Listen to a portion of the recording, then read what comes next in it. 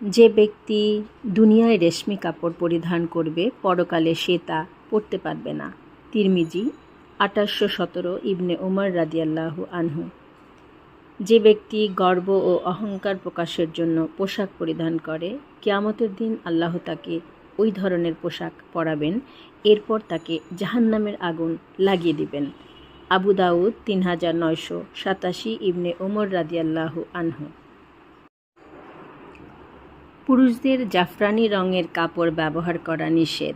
মুসলিম 5329 আনাস রাদিয়াল্লাহু আনহু।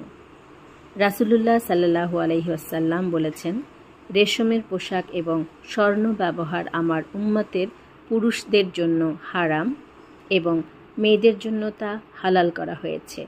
তিরমিজি 1726 আবু মুসা আসআরি রাদিয়াল্লাহু আনহু।